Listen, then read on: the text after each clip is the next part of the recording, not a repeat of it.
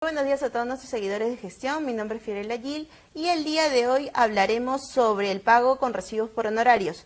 ¿Cuáles son mis derechos laborales? Para esto el día de hoy conversaremos con Julio Sánchez Pacheco, asociado de NPG Abogados, quien responderá a todas sus consultas. Muy buenos días, Julio. Buenos días, Fiorella. ¿Qué tal? Mi primera consulta, Julio, es ¿cuándo se efectúa un pago con recibos por honorarios? Fiorella, el pago por recibo por honorarios se da puntualmente en los casos de las locaciones de servicio. ¿Y qué es una locación de servicios? La segunda pregunta que tenemos que responder. Una locación de servicios es aquella prestación personal o no personal, porque se puede usar a terceros, de forma autónoma respecto a alguien, una persona natural o una persona jurídica. ¿Qué es lo que sucede en nuestra realidad nacional? Que muchas empresas utilizan esta forma de contratación para encubrir relaciones de trabajo. Es ahí donde surge el tema de qué derechos laborales tengo en una locación de servicios o en una relación donde emito recibos por honorarios. Primero, para ver si es que si es que existen derechos laborales a reclamar, tenemos que ver si es que estamos en una correcta locación de servicios o en una locación de servicios utilizada para encubrir una relación de trabajo. De acuerdo. ¿Mayormente esta práctica la utilizan las empresas para ahorrar costos? Efectivamente. Si tú te pones a pensar en una locación de servicios, lo único que se paga es la retribución mensual. No se pagan gratificaciones, no se paga CTS, normalmente no se pagan vacaciones, no existen aportes previsionales, tampoco hay retención por impuesto a la renta, salvo que sí se estableció como tal, porque puede haber también la situación de no de retención, que incluso algunas empresas te piden eso al momento de entrar a trabajar. Esto es a nivel de cualquier clase de empresa, ni empresas pequeñas ni medianas, todas las empresas se dedican a esta mala práctica. ¿Tengo derechos si me pagan por recibos por honorarios? Creo que la pregunta adecuada sería, ¿en qué caso sí tendría derechos? No solamente por emitir recibos por honorarios tienes derechos laborales a reclamar. ¿Cómo sabremos si tenemos derechos a reclamar? Es cuando la relación civil, que es la locación de servicios, se ha desnaturalizado.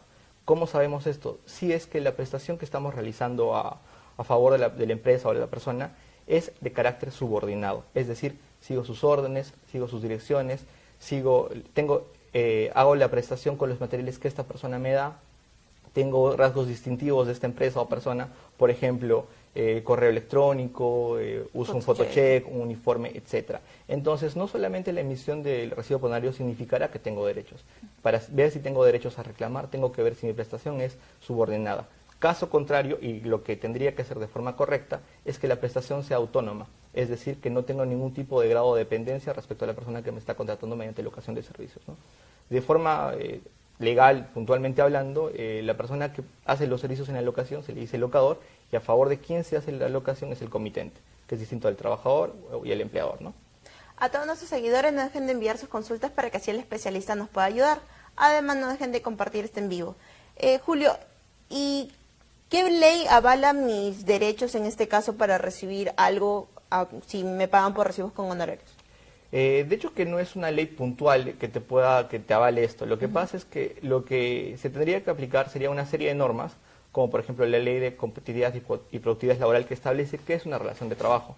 Porque previamente a reclamar los derechos laborales tendríamos que cuestionar la existencia de una relación civil o no, y que en verdad estamos ante una relación laboral. Luego de establecer que existe entre las partes una relación laboral, tendrán que entrar todas las normas referidas a los beneficios sociales, ¿no? La ley referida a gratificaciones, a vacaciones, a CTS, etcétera. No es una norma única, es un conjunto de normas que tienen que aplicarse a cada caso en concreto.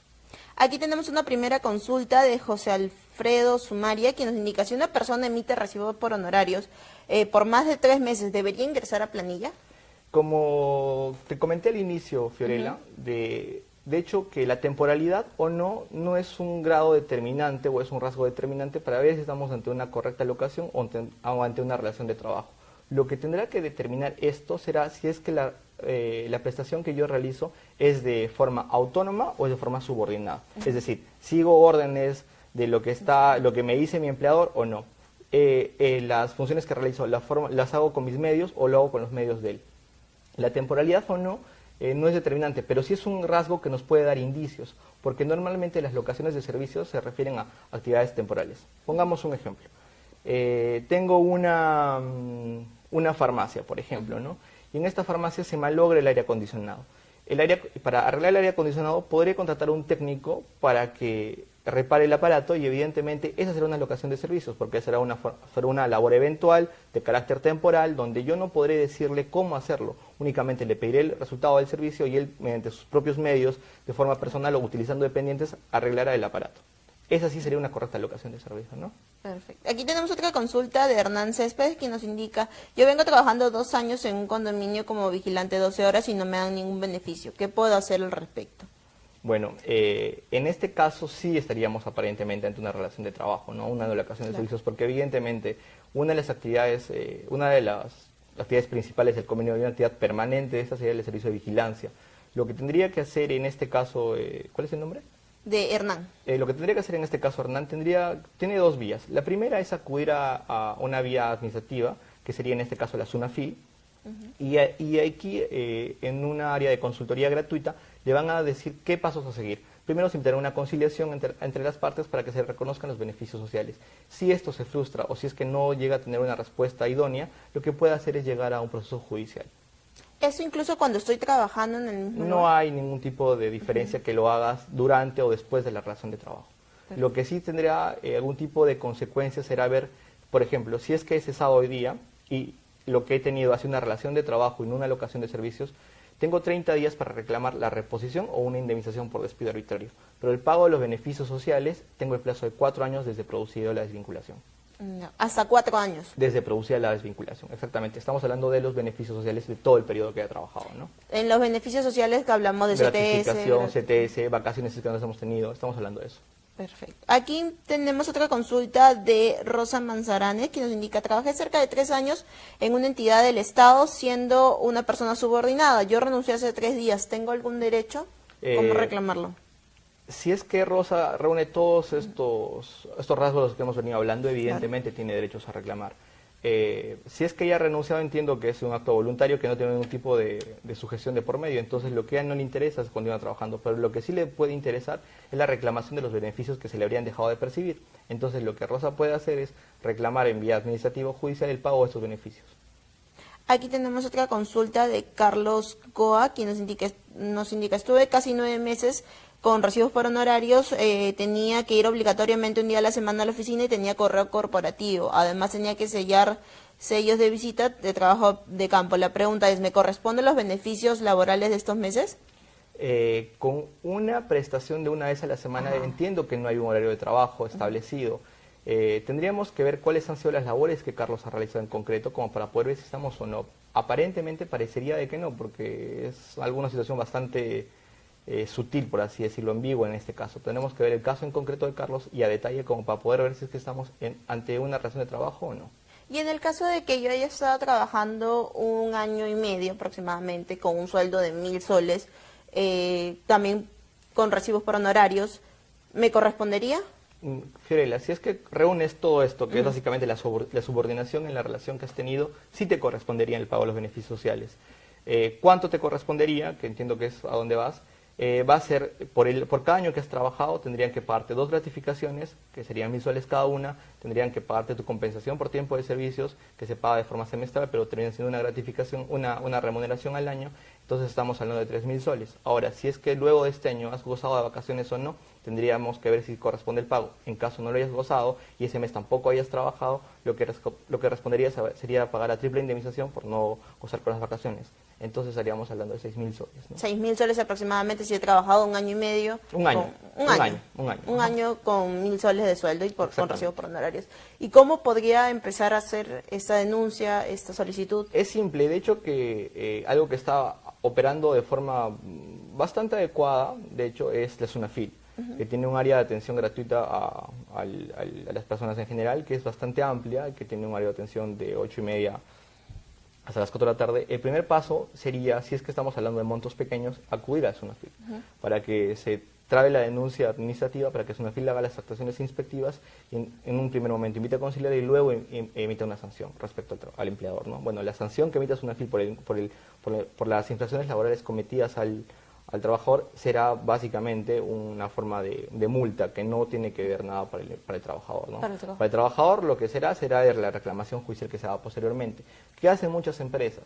Que al darse cuenta que están ante una relación desnaturalizada y con el afán de evitarse costos legales, que de hecho que son elevados y todo el trámite de un proceso judicial, en esta instancia deciden llegar a un acuerdo conciliatorio, evidentemente no pagando quizás todo, pero sí pagando una parte importante, ¿no? Lo cual termina siendo beneficioso para ambas partes, porque ya no te evitas un proceso judicial, te evitas el desgaste normal del trámite, ¿no? Aquí tenemos otra consulta de Emilio Tumi que nos indica, ¿este monto está libre de impuestos? Emilio, en principio, quien debería retener los impuestos sería el empleador. Pero el titular de la obligación eres tú. En ese supuesto, quien tendría que retener, pero quien debería pagar, quien tendría que retener es el empleador, pero quien debería pagarlo eres tú. O sea, no es que esté libre de pago de impuestos. Lo único que se encuentra libre de pago de impuestos son los conceptos referidos con carácter de indemnización. Aquí tenemos otra consulta de Daniel Flores que nos indica, si he trabajado varios años con recibo por honorarios en una empresa, después pasé a planilla otros 5 años, cuando terminé la relación laboral, ¿me corresponde la liquidación incluyendo los años que trabajé en planilla? Sí, efectivamente.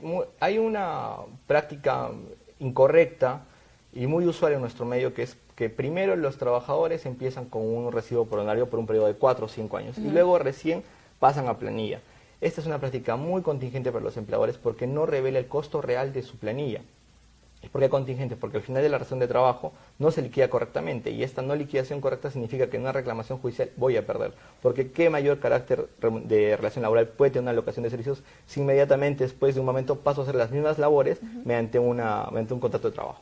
Entonces es lo mismo, se tiene que pagar por todo el periodo. Por todo el periodo. De acuerdo. ¿Esto incluye para cuarta, quinta categoría? ¿No hay ningún problema con ello? No, lo que pasa es que cuarta categoría es el trabajo independiente, que sí sería una locación de servicios. Quinta categoría es el trabajo dependiente, que sí es una relación de trabajo. O sea, cuando estamos en una relación de trabajo estamos hablando de quinta categoría. Aquí tenemos otra consulta de Nancy Morán que nos indica, ¿cuál es la diferencia entre la dependencia de un empleador y las instrucciones que te pueden dar para la realización de servicios? Lo que Nancy nos quiere preguntar aquí es básicamente cómo distingo las órdenes, porque son propiamente órdenes del empleador, con directrices generales de un comitente que va a recibir un servicio. Un comitente te podrá dar,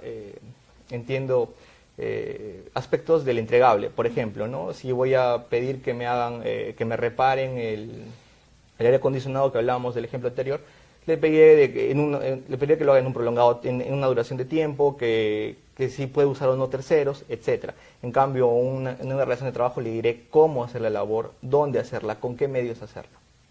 Aquí tenemos otra consulta de Andrea Arellano que nos indica, si voy a Sunafil para reclamar y si hay una subordinación, si se especifica todo, ¿en cuánto tiempo harían la inspección y tendría la protección para el despido o relación laboral? ¿O solamente es cuando ya...? No, acá está una confusión de parte de Andrea. De hecho, que en tanto existe una relación de trabajo, pese a que esta no haya sido señalada como tal mediante una sentencia o una resolución administrativa, existe la protección al despido arbitrario. Es decir, tu empleador no te puede separar de tu puesto de trabajo si es que no existe una causa justa o si es que el objeto para el que se te contrató permanece.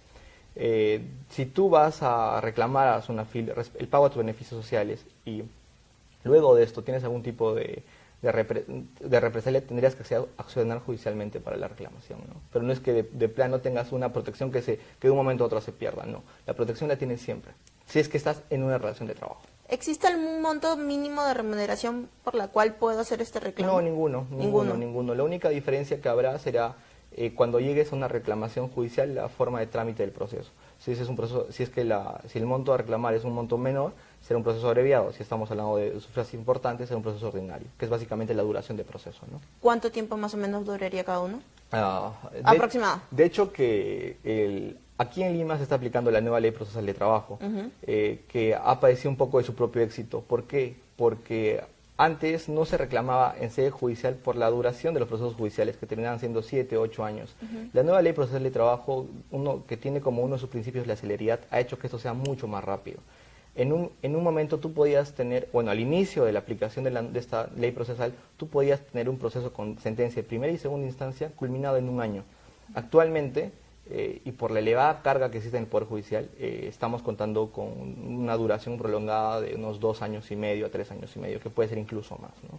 Y en el caso de que sean 2 años y medio la duración de todo este proceso y de que yo ya haya terminado mi relación laboral 2 años antes, ¿hay algún problema con ese tiempo? Porque solamente me indicaba que era hasta 4 años. Claro, lo que pasa es que tú tienes el plazo para reclamar desde el cese de tu relación, desde la desvinculación, como lo quieras llamar, el plazo de 4 años. Si tú demandas a los 3 años, 11 meses, 28 días, no hay ningún problema. Lo que importa es que tu reclamación judicial haya sido presentada dentro de los 4 años. Si los 4 años te caen durante la tramitación del proceso, no hay ningún tipo de problema. Aquí tenemos una consulta más de María Elena Sharon, quien nos indica, después de emitir todo y de ya culminar, de determinar que me tienen que pagar mi liquidación y todos mis beneficios laborales, ¿en cuánto tiempo tiene la empresa para poderlo realizar? 48 horas. 48 horas. De acuerdo. ¿Y qué sucede si es que la empresa no me quiere pagar? Si la empresa no quiere pagar, tendríamos que ver qué es lo que pasa en cada caso en concreto. A veces puede ser un supuesto de dificultades en la comunicación, lo cual sería un poco raro también, ya que la empresa tiene todos los datos del trabajador. Si, por ejemplo, el pago se hace dentro de un periodo prudente, es decir, no 48, pero sí 72 horas, yo creo que lo que sería prudente sería esperar. Pero en cambio, si es que este no pago dura más de, por ejemplo, 96 horas, lo que correspondería sería a SUNAFIL para que evidentemente inicie las acciones inspectivas en caso en concreto, porque el no pago de la liquidación de beneficios sociales es también una infracción laboral. ¿Y ahí le caería alguna multa a la empresa? Efectivamente. Las multas van a variar en atención al número de trabajadores afectados y las infracciones laborales cometidas. Hay infracciones laborales de todo tipo, de seguridad y salud en el trabajo, temas de beneficios sociales, etcétera. Pero esta multa será básicamente para los erarios de SUNAFIL, no es que vaya a ir directamente al trabajador. Lo que le va a corresponder al trabajador será todo lo que deba percibir por los beneficios sociales. Aquí tenemos otra consulta de Trini Ocampo que nos indica, he trabajado en una empresa por más de 6 meses con recibos por honorarios. ¿Me tendría que liquidar por ese tipo de trabajo? En principio, si es que Trina tiene todo lo que hemos venido comentando, que es básicamente la subordinación, efectivamente, lo que tendría que hacer el empleador en este momento, pese a que no ha suscrito un contrato de trabajo desde el inicio, sería subsanar la situación. Y la subsanación, bueno, hay varios temas que tendríamos que analizar ahí, porque hay una descentralización de relación de trabajo, qué es lo que quiere Trina puntualmente, pero la subsanación tendría que ir en primer momento con el correcto pago de la liquidación de beneficios sociales, ¿no? Es decir, ahí estaría incluida las vacaciones truncas, la CTS trunca y la gratificación trunca. Aquí tenemos otra consulta de Hel que nos indica, tuve la oportunidad de trabajar 5 meses en forma subordinada, pero nunca me dieron el contrato de locación de servicios ni la constancia o documentos para poder sustentar mi experiencia laboral. ¿Qué puedo hacer al respecto? Respecto a la locación de servicios, no existe la formalidad como tal de que sea suscrita materialmente. O sea, puede ser un contrato verbal, como son los contratos que nosotros celebramos con, por ejemplo, un taxista al momento de pedirle que nos lleve a algún lugar. Lo que sí podría pedir sería que se le emita una constancia, o no una constancia de trabajo, pero sí un certificado de conformidad por los servicios prestados. Porque las constancias de trabajo evidentemente están limitadas únicamente a los supuestos donde existe una relación de trabajo.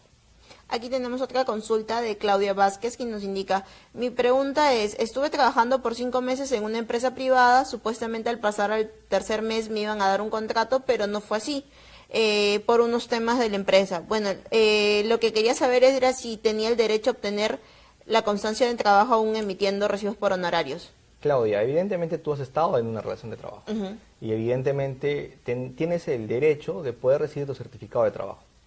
Lo que sucedió es que tu empleador, para ahorrarse todos los costos laborales de los que hemos estado hablando, lo ha desconocido y lo va a querer desconocer así. Porque finalmente, si yo luego de una locación de servicios emitiera un documento como un certificado de trabajo, me estaría poniendo al cuello. Porque este documento será la prueba perfecta para acreditar que entre las partes existe una relación laboral.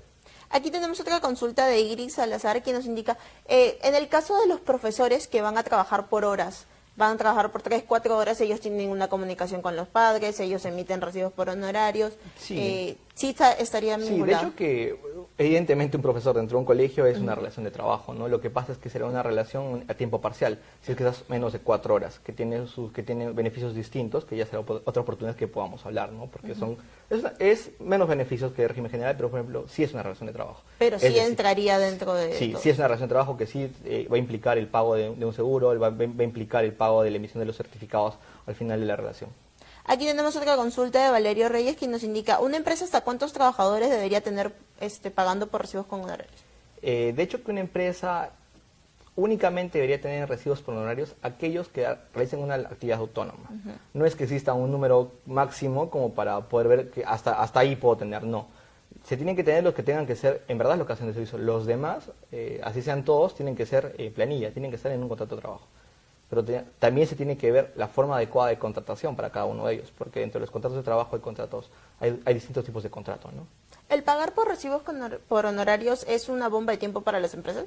Definitivamente. Si es que estamos ante una relación de trabajo y le estamos encubriendo con una locación de servicio, estamos generando contingencia. Ahí lo que está sucediendo es que la empresa no tiene un conocimiento real de su planilla. Piensa que está abaratando costos, pero finalmente ante una reclamación va a tener que asumirlo los mismos y esto va a tener que hacer en un único momento, además de los intereses legales que eso hayan podido generar. Además, ante una reclamación judicial, posiblemente venga también de la mano una sanción de SUNAFIL, que es una multa bastante alta según la cantidad de trabajadores afectados. En el caso que la empresa no tenga para poder pagar en su... No, al margen de que no tenga para poder pagar. El hecho de haber tenido a alguien en locación de servicios y no en una relación de trabajo ya es una infracción. Entonces, si estamos contratando mal, tenemos dos contingencias. Una judicial, que será la sentencia que se emitirá reconociendo todos los beneficios sociales dejados de percibir, y una administrativa, que será esta sanción, ¿no? Pues la imposición de esta multa por la comisión de infracciones laborales. Me indicaba algo de los intereses. Sí. Cuando se interpone una reclamación judicial, se emite una sentencia donde se reconocen los derechos reclamados pretendidos. Luego de que se haga el pago de este monto, que vamos a decirle capital reclamado, estos han generado un interés legal desde el momento que debieron percibirse hasta la fecha de pago.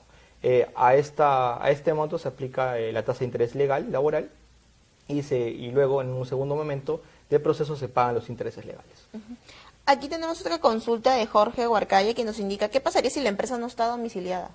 Si no está domiciliada, ese es un caso bastante particular. O sea, si no está domiciliada, no sé qué tipo de vinculación has tenido. Quizás, y en verdad no has tenido una vinculación laboral, porque si no está domiciliada, ¿qué labores has hecho? O sea, ¿qué labor permanente has hecho para ella? Es como que tendríamos que analizar el caso en concreto también, ¿no? Porque quizás si es domiciliada, lo que estará pretendiendo es ocultar el pago de cualquier tipo de impuesto, encubrirse con una contratación a través de una filial, no lo sé, porque una filial también está domiciliada. Pero tendríamos que ver cada caso en concreto, ¿no?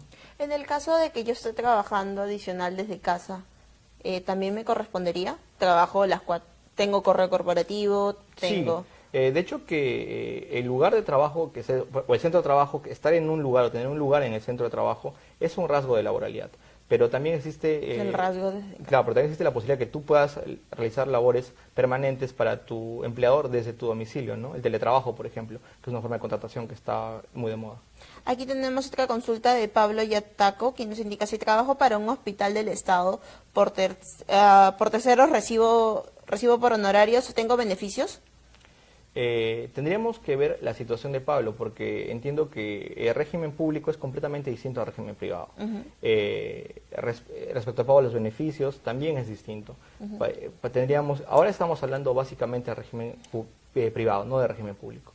Pero si es que Pablo tenía una relación así con locación y todo, sí ha sido desnaturalizado y le corresponderían los beneficios propios del régimen público, ¿no?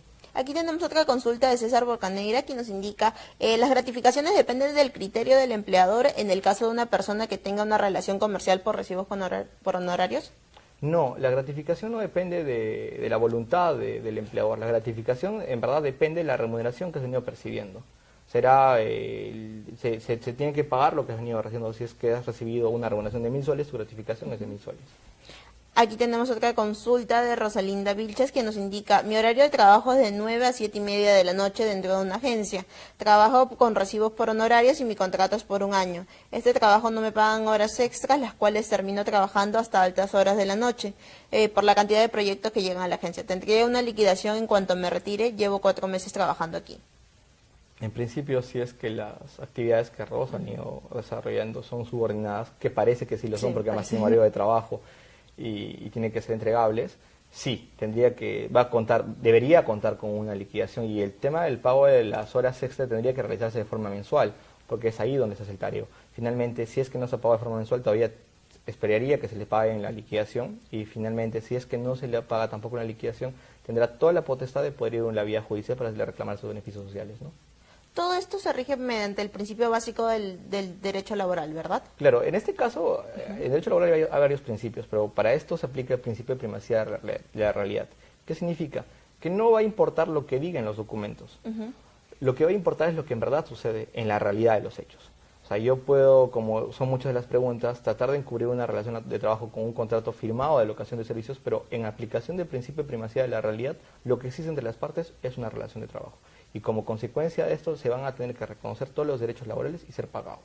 Incluso cuando no hay un contrato físico. Sí, de hecho que si no existe un contrato físico, estamos hablando ya de una desnaturalización per se. En derecho laboral existe dos formas de contratación. La forma de contratación a plazo indefinido, que es la regla general, por así decirlo, y a plazo determinado. La contratación laboral a plazo determinado tiene supuestos específicos, que son las causas objetivas de contratación. Respecto a la contratación por supuestos específicos, que son las contrataciones modales, sí existe la formalidad de que tiene que ser suscrita. Respecto al régimen, respecto a plazo indefinido, no, porque finalmente se establece que vas a trabajar siempre y entre las partes acordarán una remuneración que el depósito mensual determinará el monto habitual a recibir, ¿no? En cambio, en la modal no, sí tiene que haber una causa establecida como tal, como objetiva de contratación. La ley laboral recoge varios distintos supuestos, por ejemplo, los contratos de suplencia, los contratos modales por obra o servicio determinado, que tienen que guardar siempre esta causa objetiva de contratación. Este es, como te das cuenta, un tema bastante también amplio que podríamos hablar en otra ocasión. ¿Qué hacer si es que los inspectores de SUNAFIL nunca llegan? ¿Podría volver a reclamar? Sí, de hecho que acudir a SUNAFIL no es necesariamente un requisito previo para hacer la reclamación ante la sede judicial.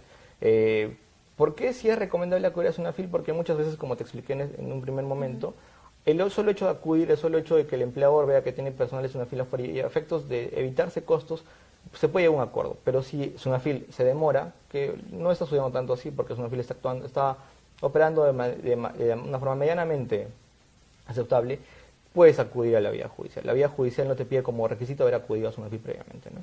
De acuerdo. Aquí tenemos otra consulta de Bralu Santos que nos indica, cuando trabajas en una microempresa, ¿qué derechos tienes? ¿Igual? Ese es un régimen distinto. La mediana y pequeña empresa tiene un régimen distinto. Podemos decir de forma general que básicamente son la mitad de los beneficios sociales, pero ya es entrar también a hablar a un supuesto bastante más específico, ¿no? Sería la mitad de todo lo que hemos hablado. Que si es pequeña o microempresa ya tienen supuestos distintos. En el caso de las horas extras, algo que me quedó una duda, ¿también se podrían reclamar? Evidentemente, sí, se puede reclamar, tanto en sede judicial como en sede administrativa. De hecho que las horas extras tienen que ser extraordinarias y voluntarias.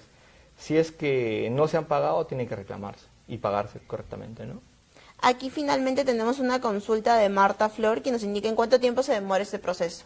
Desea que lo vuelvan a repetir, por favor. El proceso judicial, que es que finalmente que va a terminar de forma cierta el pago, va a depender mucho de, primero, dónde se demanda. ¿Por qué dónde se demanda? Porque en provincias el trámite es mucho más rápido que en Lima. En Lima, porque evidentemente hay una mayor demanda una demanda de servicios judiciales, evidentemente el plazo de duración es mucho más prolongado. En provincia, yo estimo que aproximadamente el tiempo de duración de una reclamación de beneficios sociales dura 1 año y medio a 2 años. Aquí en Lima estamos hablando de un poco más de tiempo, entre unos 3 años como máximo, ¿no?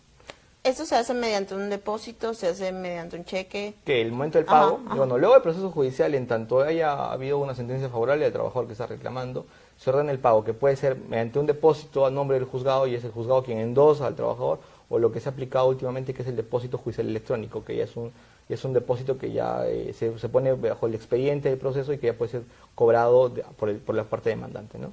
Perfecto. Bueno, eso ha sido todo por hoy. ¿Algún mensaje final que...? El mensaje final yo creo que tiene que ir más a los empleadores, que es la correcta contratación, una contratación responsable, porque finalmente contratar de forma incorrecta a trabajadores mediante locación de servicios lo único que hace es generar riesgos y contingencias imprevisibles hasta el momento de una demanda. Yo creo que eso es básicamente el mayor consejo que puedo dar en este momento, ¿no?